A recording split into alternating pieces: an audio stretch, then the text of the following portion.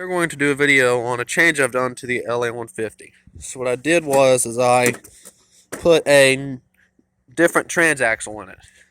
The first reason why I did that is because I decided to put something in that's serviceable and rebuildable. And I could lock the differential easily so both wheels will spin. And then I'm going to put this transmission on something else. And plus, I'm not a really big hydrostatic fan. I don't really care for hydrostatics on some items, but they can be reliable if you take care of them. So what I'm going to do is I'm going to build my own lawnmower, and I'm going to use that K46, and I need to get it out of the rain. And I'm going to put it on one of my lawnmowers I plan to build. So I actually had the only thing I had to pay would have been changing the belt. So let's go over a couple things I had to do. So the frame is basically the same frame on other John Deere 100 series tractors. So I basically had to adjust the brackets for it to mount with no issues. And plus I did not need to do any welding or drilling and all of that. So what I did is I used the self-tapping bolts, which were provided from that donor tractor, and I put them on there. You can see right there, the self-tapping bolts, tapped them in. And that went on with no problem. Just had to put them in, and I didn't have to worry about tapping anything.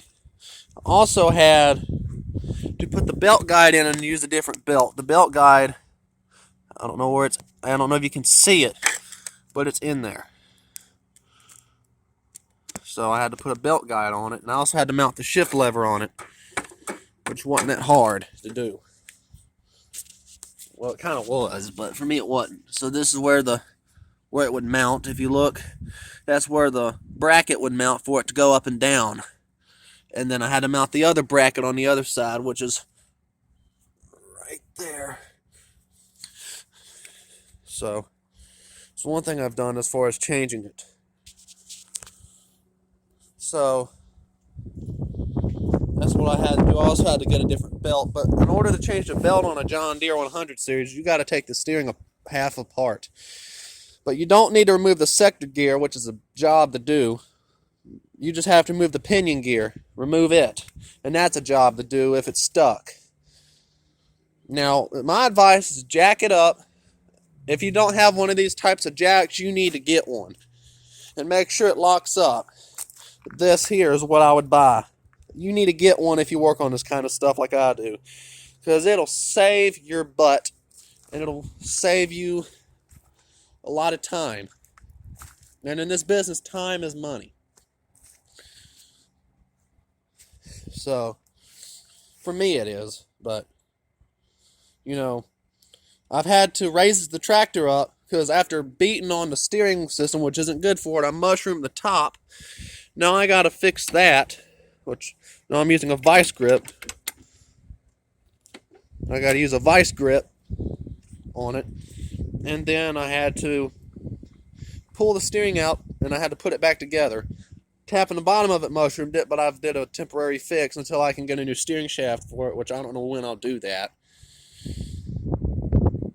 So, I've put a redneck, which I'm not a redneck, I've put a little custom Willie McCullum ingenuity to it.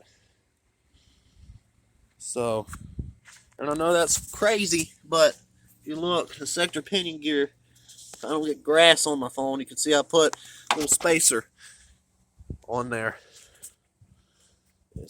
So that's what I had to do. Now somebody always say, stick with your Walmart toys. Well, this isn't a Walmart toy to me. The deck's pretty decently built, but it's got a pretty good engine in it.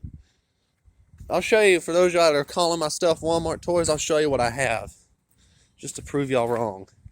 This Honda HT3813 is a bulletproof tractor. I'm going through the process of fixing the starter and the charging system in this. I think if it had a Vanguard or a Kawasaki motor, instead of a Kohler, this would be a tough mower. It's not a Walmart toy. It's got wet clutch PTO and all that fun stuff. Gearbox driven deck. Very well built too. So these are built like granite, other than the plastic ABS crap down there. That orange stuff has came off of it. So when they decided to use plastic, when brands start to use plastic, they forget about how it becomes brittle, especially in cold weather. In hot weather, it will melt a little if you have it in really hot weather. There's been times in the world where it's gotten so hot that it just melts stuff. But that's rare, from what I've heard, and I don't know how true that is. So without further ado, we're going to start it up and drive it for just a second. This video isn't going to be long because I got to go to work. So I got to go to work if anybody cares. So I got to fix those wires. They're not live. When you turn it to the key, it's live. And I need to put the light bulbs in it. So let's start it up. And I got to fix the throttle too.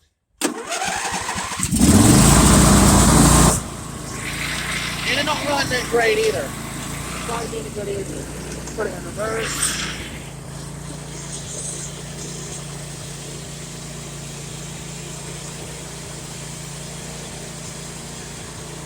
No, I don't plan to cut grass with it because it's December and it's cold outside. Select the gear.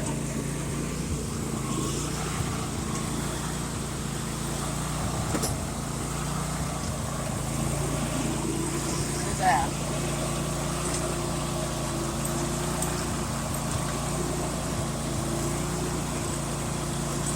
Now guys, don't cut grass when it's wet either. That can tear up your mower deck fast.